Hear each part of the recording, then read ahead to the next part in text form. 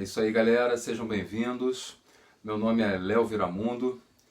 O objetivo dessa oficina é fazer uma introdução ao assunto, explicar alguns conceitos básicos, apresentar alguns raciocínios e principalmente fornecer algumas ferramentas e alguns métodos, né, que podem facilitar a vida do pessoal que está nesse corre das bandas independentes. Ela é voltada principalmente aos artistas, é verdade, porque a gente sabe que na maioria das vezes o sujeito que tem um trabalho de arte independente, ele não tem um produtor para fazer o trabalho de produção para ele, né? Então, normalmente as bandas acabam tendo que elas mesmas fazer o seu trabalho de produção.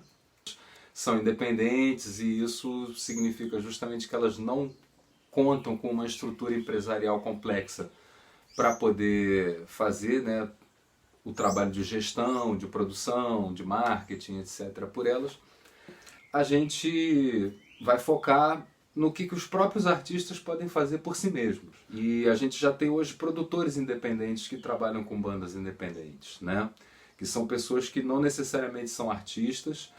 Essa oficina também é voltada para essas pessoas, porque o que acontece, que a gente vê na prática, é que muitas vezes essas pessoas que se tornam produtores independentes, eles são pessoas que de alguma forma estão envolvidas no meio, são amigos de pessoas que têm bandas, ou simplesmente são pessoas que gostam muito de circular nesse meio, né, e que acabam se inserindo nesse meio pela vontade de participar desse ambiente, mesmo não sendo artistas.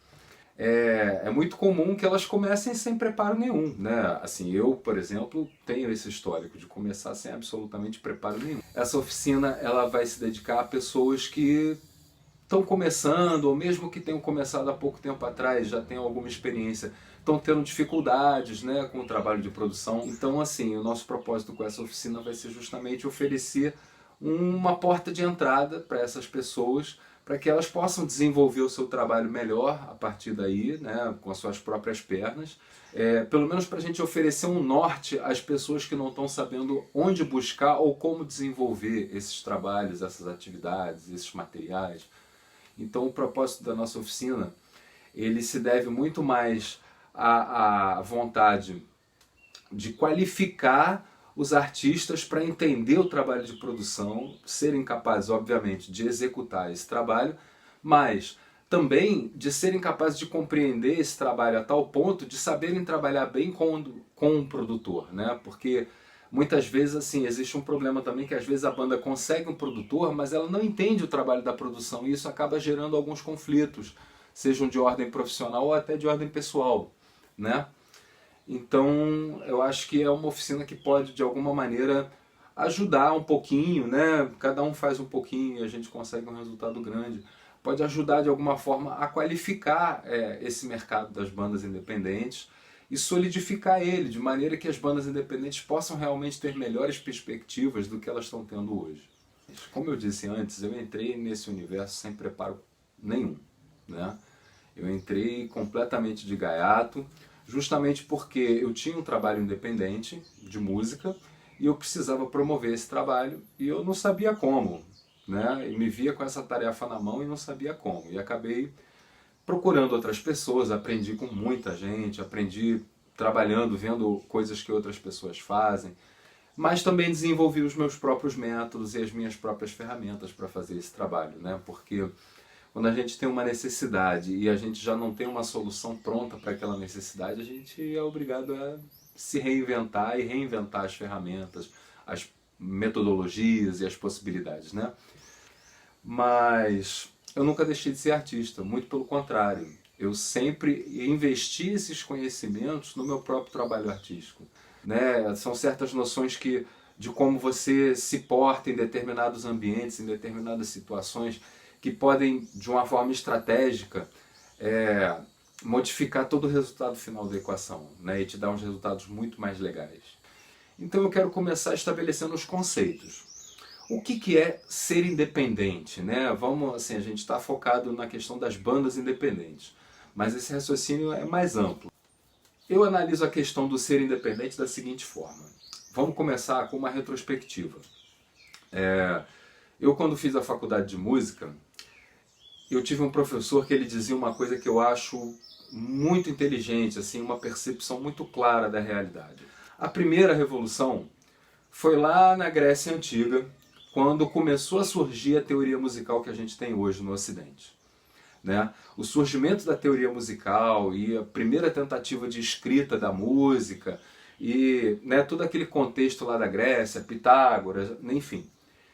Essa foi a primeira grande revolução que a música ocidental sofreu. A partir daí ela já não conseguiu mais ser a mesma, ela deu saltos. A segunda grande revolução veio na Idade Média, quando a igreja criou a escrita musical que a gente tem hoje. Porque a igreja tinha a necessidade de unificar as suas liturgias. Eles tinham uma certa dificuldade em fazer com que se cantassem as mesmas músicas em todas as igrejas. Porque a igreja lá do Cafundó não sabia de que maneira as pessoas cantavam lá em Roma, por exemplo. Eles tinham a letra da música e sabia que era para cantar aquele troço ali. Então acabava que a liturgia católica ela sofria influências locais. E isso, para o poderio hegemônico da igreja católica, não era bom. Então, no intuito de unificar a liturgia católica, eles se dedicaram a criar a escrita musical e a arredondar a teoria musical, para que fosse possível o cara lá da igreja do Cafundó cantar a música exatamente igual se cantava em Roma. E isso, o fato de ter sido inventada essa escrita musical, permitiu que a gente pegasse a música e transformasse ela numa coisa ainda mais subjetiva do que ela é de fato, porque a música ela tem um fator concreto que é o quê? É o som. O som ele é vibração no ar, então ele movimenta as partículas com energia mecânica. Então o som ele é de certa forma concreto. Agora, no momento em que você pode escrever uma música, ele deixa absolutamente de ser concreto e passa a ser completamente simbólico. Você olha um símbolo e dali você entende um som. Você lembra um som, você associa aquele símbolo a um som. Isso permitiu com que as músicas da tradição europeia e ocidental ficassem mais complexas, porque aí passou a se poder criar aquelas harmonias de vozes maravilhosas, montando acordes cada vez mais complexos. Você passou a poder trabalhar com naipes de instrumentos, que foi o que veio a dar na orquestra. Então, assim, a partir da escrita musical, a música ocidental teve um salto gigantesco, no sentido qualitativo mesmo, e também no quantitativo.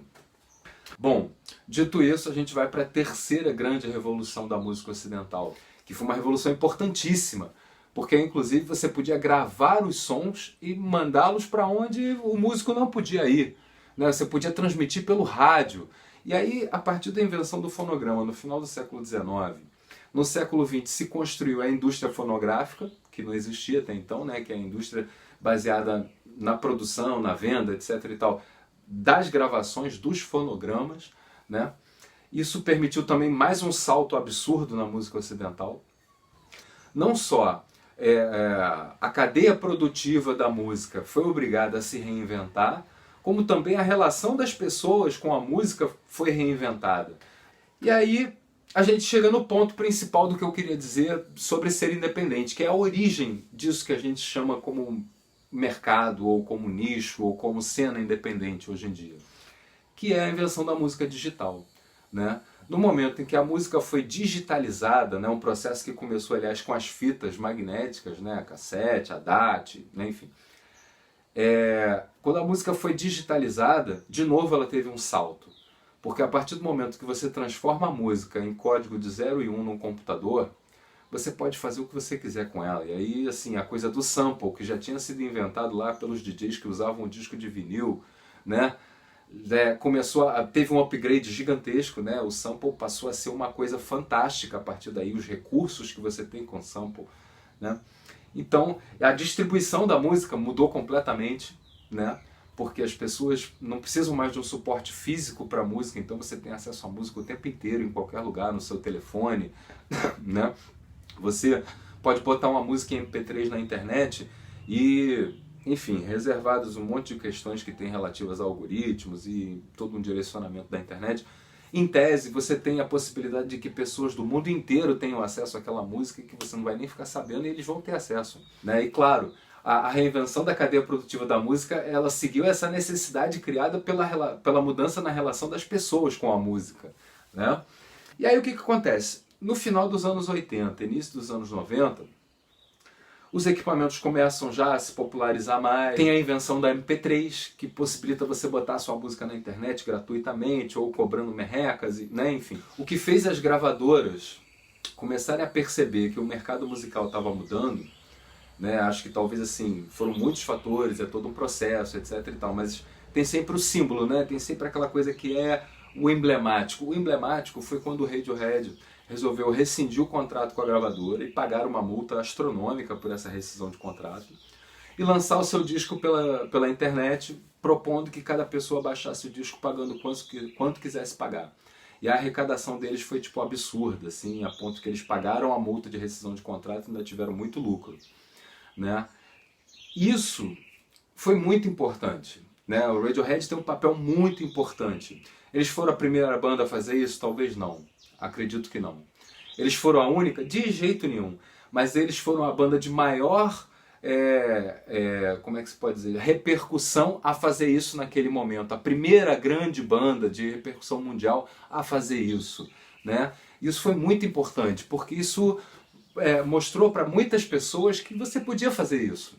Porque aí, com a invenção do home studio, né, a possibilidade de você gravar em casa e distribuir a sua música pela internet, você passa a não ter mais a hegemonia das gravadoras. Mas elas não caíram, claro. Elas se reinventaram e a gente está vendo que elas estão ainda se adaptando a esse novo momento. Da mesma maneira, o pessoal que hoje a gente chama de cena independente, né, de bandas independentes, está também ainda construindo esse cenário, né?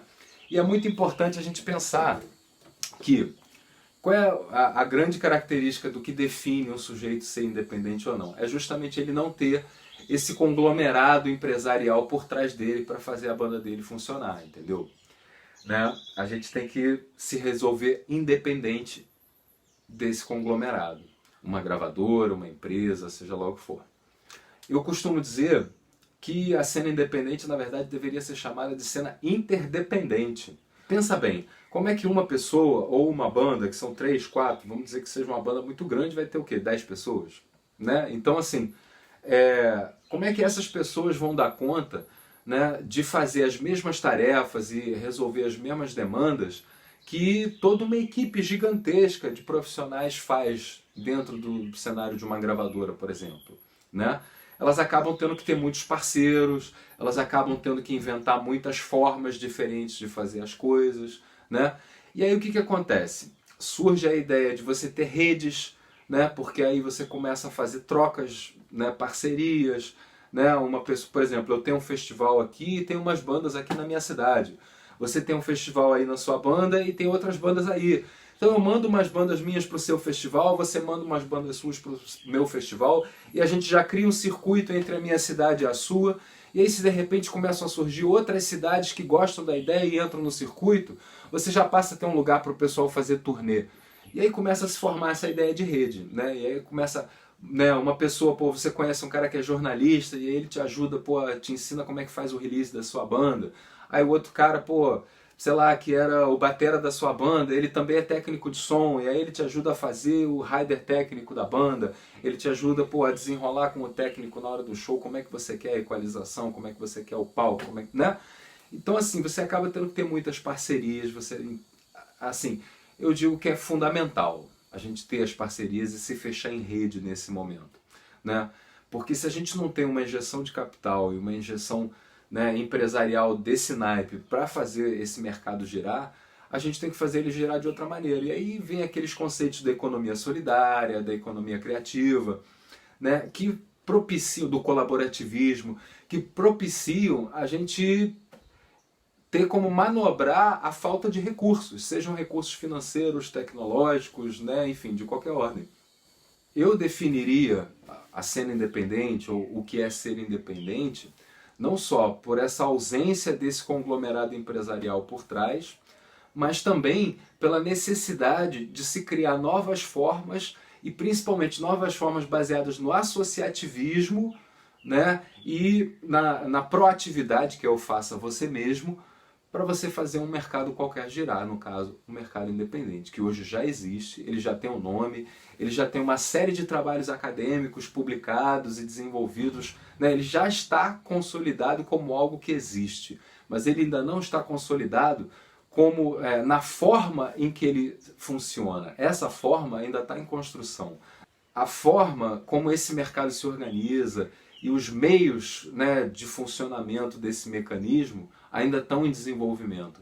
E acho que a gente tem uma oportunidade maravilhosa aí, que é de construir justamente uma realidade um pouco melhor para esse pessoal que está nesse nicho. Se você trabalha nessa área, se você está inserido nessa área, você já está jogando de alguma forma, né?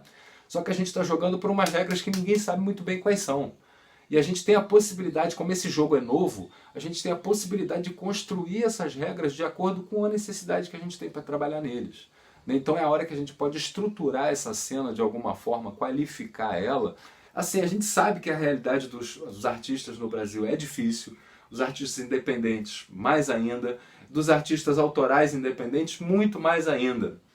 Mas a gente sabe o problema, todo mundo está careca de saber o problema. A gente agora tem que discutir as soluções, né? A gente tem que criar as soluções. Eu espero que essa oficina possa ser uma fagulha, né? Um pequeno começo, ou uma pequena contribuição a algo que já tenha começado, no sentido de construir esse cenário independente que a gente gostaria de viver, que possibilite a gente viver dignamente, receber pelo nosso trabalho, né? Ter condições de qualidade para a gente trabalhar, condições não só no sentido da salubridade do trabalho, mas também nas questões técnicas, né? E a gente não vai conseguir ter nada disso se a gente não tiver o conhecimento, primeiro, da necessidade de ter esse cenário, e segundo, né, de como é um cenário assim, ou seja, as questões práticas, técnicas, metodológicas, para que a gente possa inclusive avaliar o que é bom e o que é ruim no cenário que a gente tem e o que falta, né, para a gente construir o cenário que a gente quer. A gente vai se ver de novo no próximo módulo.